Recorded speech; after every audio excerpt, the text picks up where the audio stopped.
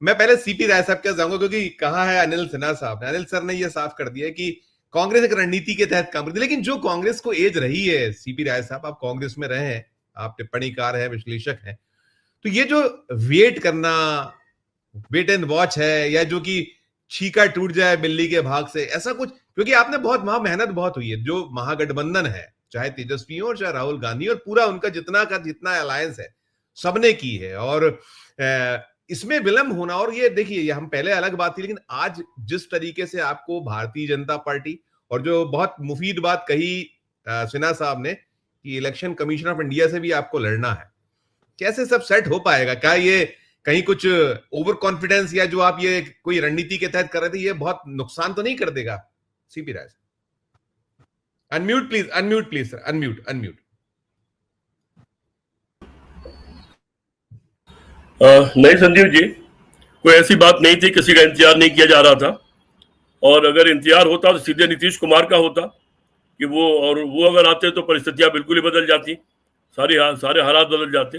लेकिन इंतजार किसी का नहीं था, अपने यहाँ ही सब कुछ हो रहा था। आज आपने देखा होगा कि आज एक लिस्ट जारी हो गई है, जनता दल यू भी है, उसमें सीपीआईएम, सीपीआई, कम्युनिस्ट पार्टी भी है, और कांग्रेस पार्टी, कम्युनिस्ट पार्टी भी है। मुझे लगता है कि आज रात तक काफी कुछ स्थिति क्लियर हो जाएगी। जहां तक वहां के सारी परिस्थितियों का सवाल है, वहां राहुल गांधी ने 17 दिन की एक यात्रा निकाली थी, वोट चोर गद्दी छोड़ वाली यात्रा। लाखों की तादाद में लोग उसमें आए। जब तक राहुल गांधी को यात्रा नहीं निकली थी, तब तक एक तीसरा पक्ष भी था जो सर उठा रहा था, और लग रहा था कि वो भी 18, 20, 22 सीटें प्रभावित कर सकता है। लेकिन राहुल गांधी की यात्रा के बाद वो पक्ष कहीं बहुत पीछे चला गया, और लड़ाई वहां 1 to 1 आमने सामने की हो गई है, एनडीए बनाम इंडिया की।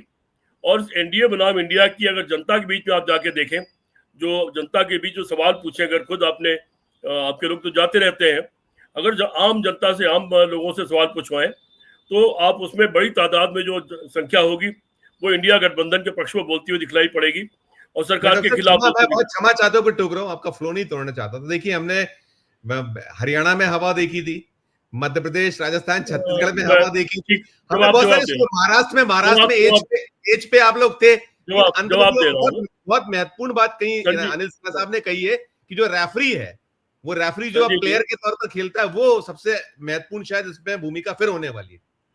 संजीव जी, जवाब दे रहा हूँ। हरियाणा में जो हुआ, महाराष्ट्र में जो हुआ, इन सारी चीजों के तो पोल लगातार खोल रही है। राहुल गांधी लगातार एक एक करके पोल खोलते जा रहे हैं सारी बेईमानियों की। अब बेईमानी चुनाव आयोग भी शामिल हो और बेईमानी से आप किसी चुनाव जिता दें, तो उसमें तो हमारी आपकी सबकी भविष्यवाणी फेल हो जाएगी, उसमें जनता का वोट भी फेल हो जाता है। उसके बारे में बात भी क्या करना।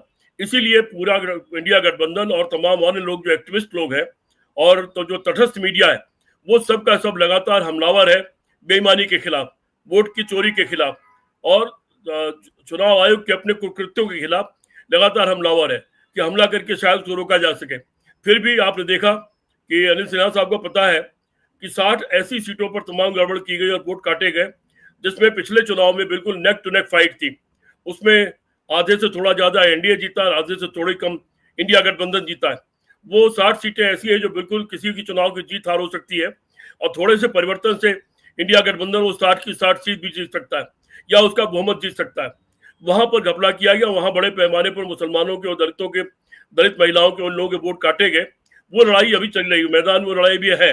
और वो जब ये हुआ है कि 10 दिन अंतिम समय तक भी अगर आप कोई लोग वोट जुड़वाना चाहें, जुड़वा सकें, उन सब पर भी कार्रवाइयां लगातार चल रही हैं। जो कानूनी कार्रवाई है वो भी चल रही है, और जो वोट एहतियात की कार्रवाई होनी चाहिए, जहां हमको जो सुराख मिल रहा है, उस सुराख में घुस करके और नेस्तनाबूद किया जा सके उनके इरादे को, वो भी किया जा रहा है। मैं ओवर कॉन्फिडेंस बिल्कुल नहीं हूँ। लड़ाई वहां बहुत टफ है, और इस कारण टफ है कि वहां घपलेबाजी हुई है तमाम लाखों वोटों की, उसके नाते टफ हो गई है। अगर वो नहीं हुई होती और चुनाव आयोग वो हरकतें नहीं कर रहा होता, तो मैं आज ही ऐलान कर देता, जैसे कुछ चुनाव में ऐलान कर चुका हूं कि हम करीब करीब इतनी सीटें, 160-65 सीटें जीत जाएंगे, मैं ऐलान कर देता। और उतनी जीतनी चाहिए थी इंडिया गठबंधन को, जो वहां के हालात है। लेकिन मैं खुद कह रहा हूं, लड़ाई वहां बहुत टफ है।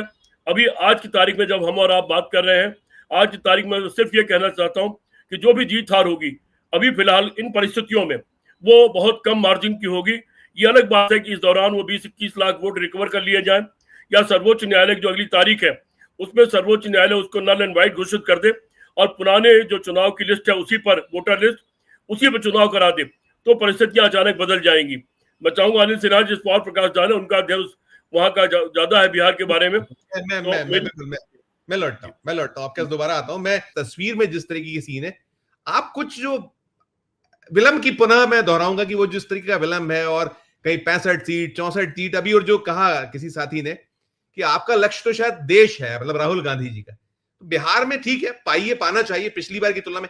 क्या ये सब चीजें नुकसान करने वाली है कि ठीक ठाक हो जाने वाला है कुछ पिछली बार से ज्यादा बेहतर? क्या आपकी छोटा सा एक नोट, फिर बाकी लोगों से सवाल करूं।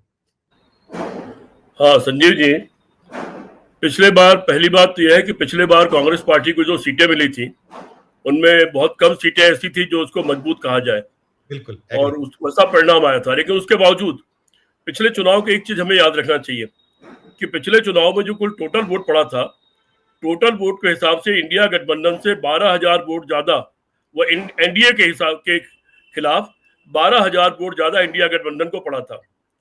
19 सीटें ऐसी थी जो कुछ सैकड़ों वोट में, कुछ 100 वोट में खाली जिता हरा दी गई, और वो तेजस्वी यादव की पार्टी को हरा दी गई या कांग्रेस को भी हराई गई और वो जिता दी गई। जो डीएम के हाथ में होता है वो बेईमानी हुई थी, उस पर बड़ा मुद्दा भी उठा था, उस पर अपील भी हुई थी। लेकिन आप जानते हैं कि अपीलें 5 साल क्या उससे ज्यादा टाइम पूरा हो जाता है, उस पर कोई कार्रवाई नहीं होती है। तो पीछे का माहौल तो ये रहा है।